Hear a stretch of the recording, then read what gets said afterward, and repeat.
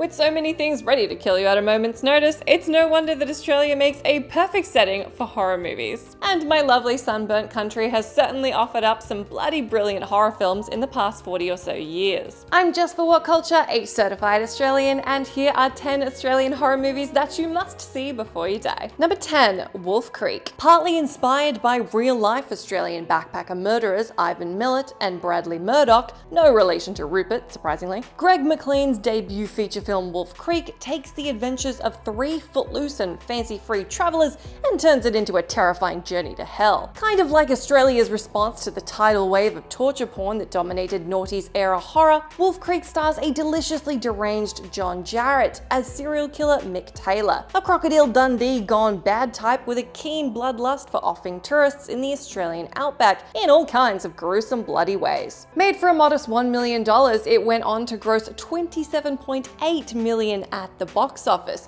and spawned a sequel creatively titled Wolf Creek 2. As you'd expect, it's not as good as the first one, but it's still a gore fest if that's what you're looking for. Number 9, Picnic at Hanging Rock. Based on the novel of the same name by Joan Lindsay, Peter Weir's eerily haunting Picnic at Hanging Rock is considered one of the greatest Australian films of all time. Though it's more mystery than outright horror, it is so hypnotically unsettling and creepy that it more than qualifies. Set in 1900, the film focuses on the mysterious disappearance of a group of girls and their teacher, while making a day trip from their all-girls school to the titular Hanging Rock, a real-life landmark on the fringes of the Australian outback in rural Victoria. The foreboding yet stunning Australian landscape is used to great effect and perfectly captured by cinematographer Russell Boyd, and combined with Weir's surreal direction and an open-ended finale that leaves its character's fate unknown, all making for an unnerving watch. Number 8, Snowtown. For truly horrific subject matter, filmmakers need look no further than reality. Such is the case with director Justin Kurzel's directorial debut, Snowtown, a gritty and disturbing cinematic retelling of the real-life serial killings that plagued a rundown Adelaide suburb in the 1990s. Daniel Henshall makes a brilliant big-screen debut as John Bunting, a charismatic but dangerous man and the main perpetrator behind the killings, who appoints himself the moral compass of the community and begins killing off local pedophiles and gay men. Lucas Pittaway is equally amazing as the young, abused protege Bunting takes under his wing and finds himself embroiled in a web of torture and murder. It's an unrelentingly bleak and grueling film to watch, made all the more horrifying and sad by the fact that the events within actually took place. But thanks to Kurzel's direction and true detective cinematographer Adam Arkapour's gritty visuals, it never verges on the sensationalistic, but rather shows murder in all its brutal banality. Number 7, Lake Mungo. Shot mockumentary style, Lake Mungo is part chilling ghost story and part portrait of familial grief. But don't worry, this isn't the shaky faux found footage style seen in the likes of the Blair Witch Project or Paranormal Activity. In fact, Lake Mungo from first-time feature director Joel Anderson is so convincing a mock doc that it had some believing it was actually real. After the tragic drowning death of their teenage daughter,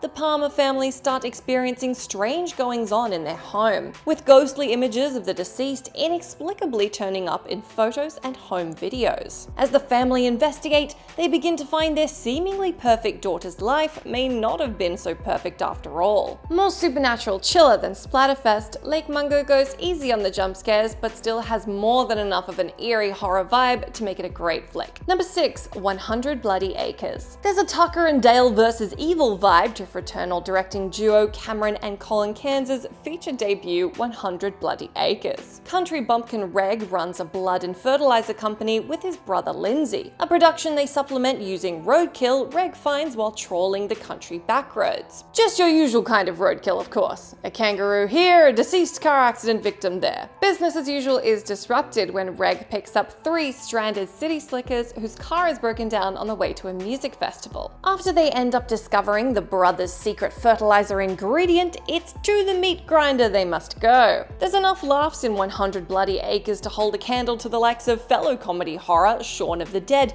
and its gore levels reminiscent of early Peter Jackson films, while its surprisingly three-dimensional protagonists and sympathetic villains set it apart from other contenders. Number 5, The Reef. With his second feature, The Reef, director Andrew Traucki basically sticks to the tried and tested formula that proved successful with his debut debut feature, Blackwater. He once again keeps the cast small and there's still an untrustworthy vessel involved, but the beast is swapped out for a great white shark. Inspired by true events, because Australia is forever trying to kill you, it follows a group of friends en route to delivering a yacht to Indonesia, who find themselves stranded in shark-infested waters when their boat capsizes after it hits a reef and destroys its keel. As they try to make a break for land, a particularly dogged great white picks the hapless sailors off one by one. Yes, those are real sharks in the film, and no, a happy little pod of flipper-esque dolphins does not come along to save the day. Number 4. Cargo. I'll be honest, just recalling the existence of this film completely broke my heart all over again. At only 7 minutes long, short film Cargo is a bit of an outlier amongst all these Aussie feature horrors, but it's such a good little movie that it'd be a crime to not include it. Directed by filmmakers Ben Howling and Yolanda Ramke, it's a zombie apocalypse themed film that follows an infected dad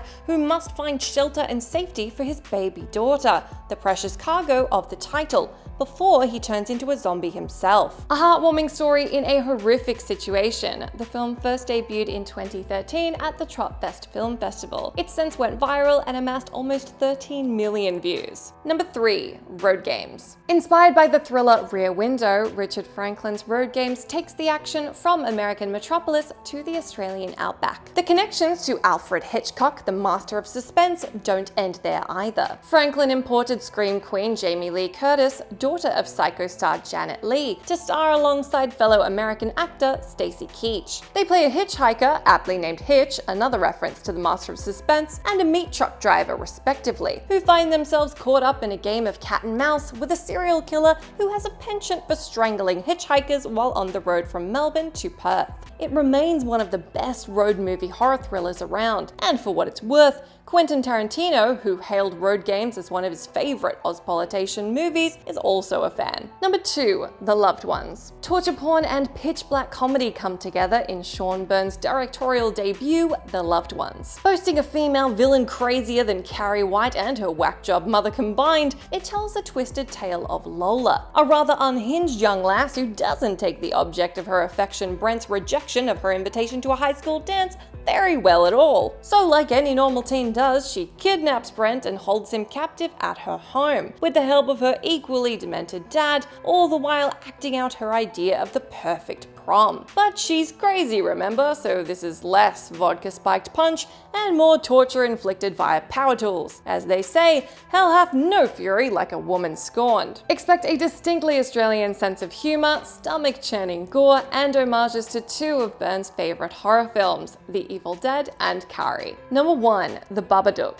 Actress turned filmmaker Jennifer Kent's directorial debut, The Babadook, tells the chilling tale of an overwrought and grieving single mother dealing with her hyperactive son, whose dad died in an accident on the way to the hospital to deliver said kid. A depressing enough situation is made even worse by the mysterious arrival of a rather terrifying children's pop-up book about the titular Babadook, a nightmarish character who gradually manifests in reality. But it's not all scary monsters. At its heart, The Babadook is a psychological horror film that examines grief and depression while also scaring the hell out of its audience. It was the smash indie horror hit of 2014, earning a modestly impressive $7.5 million on a $2 million budget, most of which came from overseas rather than its homeland. If you need any more proof of its brilliance, Exorcist director William Friedkin is a fan too.